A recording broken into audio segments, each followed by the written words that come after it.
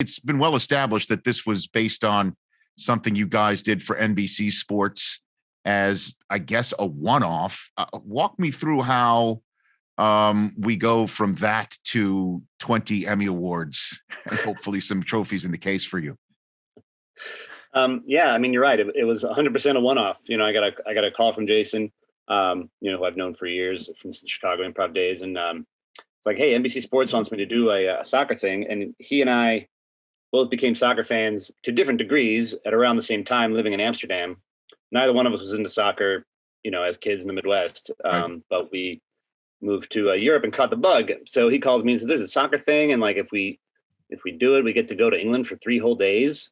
Oh, 3 whole days. And then they got to fly us out to go see a Premier League game later when the season starts. I'm like, oh, great. This is the best gig ever. It will never get better than 3 days in London and 1 soccer game. But it did, because they really liked it. Apparently it did very well for them. And so they had us come back to another one the next year. And by that point, then we were really starting to like it. Like, this is just flat out fun to do, and Jason really clearly loves his character. At that point, it was me and Jason, and our buddy Joe Kelly was the other creator of the show. And, right. And we just wanted to find a way to keep doing it. So like, we threw together, we met at Jason's place in Brooklyn for a week, and we threw together like an outline for a season. And at that point we were looking at it like the original Office, basically. So like 2 6-episode seasons and a movie. Right. Special. Right. And, we wrote a pilot, and like, okay, well, let's see what happens here. And then nothing happened. Nothing happened for a very long time until Bill Lawrence came along to join the creator crew. Mm-hmm. And once Bill Lawrence is involved, things start moving. And within, 4 months after that, we had a writer's room going. And 6 months after that, we were in London again for substantially longer than 3 days. Which Premier League match did you see that time? Oh, that time I'm an Arsenal fan. Okay. And I'm kind of the biggest soccer fan of the 3 of us who originally went. So they kind of let me tip the scales. And I convinced them that going to see Arsenal at Tottenham would be particularly good game to go see, with the calendar we had available.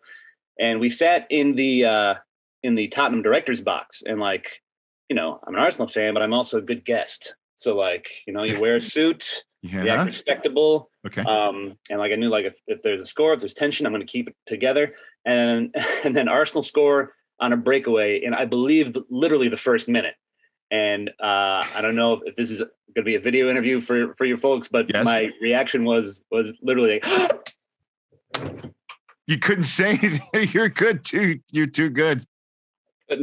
I couldn't. And it was a great goal. And then the game finished 1-0. It was just 1 goal at the beginning. So for the neutrals, i.e. my friends who came with, the worst game you could see, because the crowd never really got into it. But right. I had the time of my life. And now that stadium has been torn down. So we saw, a wee piece of history before it went away. I called an NFL game 2 years ago, pre-COVID, in the new Tottenham Hotspur Stadium. I was there. So you were there for that one. So the Buccaneers, the Tampa Bay Buccaneers were there. There were a couple of them there. Oh, right. I was the one calling. The Buccaneers were there. And the reason why I bring it up is because I was told by the locals that Arsenal fans were very giddy over the fact that the Buccaneers were the home team in Tottenham, because the Buccaneers and Arsenal share the same team colors. And thus Arsenal's team colors were all over Tottenham Hotspur Stadium, which made Tottenham fans thoroughly sick to their stomachs. And they loved that. They absolutely loved that. The game I had gone to in that same run, which was like a great historical sports day for me, because like there was an Arsenal game that day that I got to go to. Right. And then a Bears game. And I'm from Chicago. So I had to see an Arsenal game and a Bears game that were neither exhibition games in the same city on the same day. And the Bears lost that game, but at the new Tottenham Stadium, which is a great stadium, got to say. Yes. And, as you know, like these NFL London games get all the NFL fans from all around Europe. Yes. And they're all big soccer fans, and a lot of them are Germans.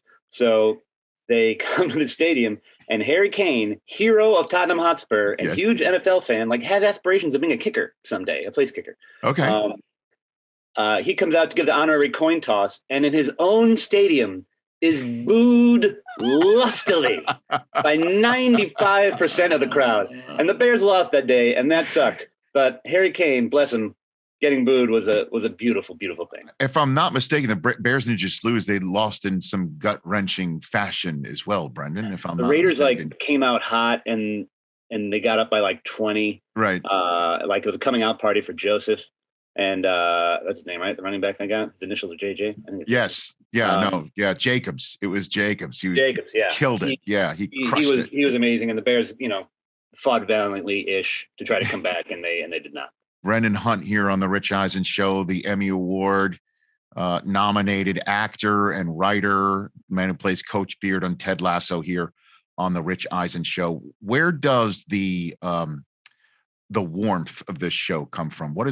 Walk me through how you would create a show and you're like, okay, this guy and everyone around him has got to have the sensibility to warm and be, very sweethearted. Where did that come from that you would emphasize that? Because I think that's part of the reason why your show is such a smash hit, not just the comedy and the characters, but there's just a warmth that I think people are attracted to, Brendan. Yeah, I think it comes, from, a lot from Kansas City, where Jason's from. It comes a little from Chicago, where I'm from, and also Central Illinois, like Normal, Bloomington, yes. Where I went to school, and a little bit from Marietta, Georgia, where Joe Kelly's from. Like we're all, Marietta, Georgia is not quite the Midwest as much as the other two, but right. Joe's got a real I don't know how to phrase this correctly, but a good Southern sensibility, Mm-hmm. And he lived in Chicago for a long time too. And there's it all adds up to a very Midwestern kind of vibe in the show. Like we weren't necessarily going out of our way to make someone Fred Rogers like mm-hmm. we were drawing from our own experience, Jason's drawing from his dad. Jason's drawing from coaches he had. Joe also had coaches he liked. I was not so athletic. I didn't have any coaches per se, but the odd theater teacher and like my bosses at the auditorium where I was a stagehand for a while, like just sturdy Midwestern listeners. So we were just modeling people that we've known all our lives and putting them into this character. We weren't drawing from some crazy fantasy land of kindness. Like we were right. drawing from something that exists. Well, because again, it's just so everybody's so vulnerable on the show. And then again, it's very funny and you put it all together and it's unlike anything that's on television right now. And the show that one of the shows you're nominated for writing called Make Rebecca Great Again, talking about the owner of the team. I'll be honest with you. I don't mean to, embarrass you or anything like that, but I turned to my wife when that episode was over. I said, that was the greatest half hour of television I think I've ever seen. It was beautiful. It was funny. It was sad. It was fun as well. Amazing. It really, really was. And there's no question.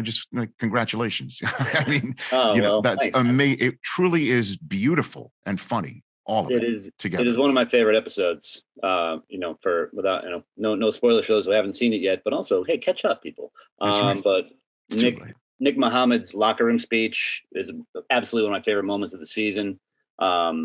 Jason and Hannah do incredible stuff that episode, and like the directing is really, really good, and the editing is really good, and that closing song that plays right for the whole, like it's sometimes you just get like the right part of a song, but I believe that's the entire song. It's Strange by Celeste, and it just brings the whole thing together and makes it more than the sum of its parts. And so anyway. Hey, you watched all the way to the end. Thanks for that. Watch more right here.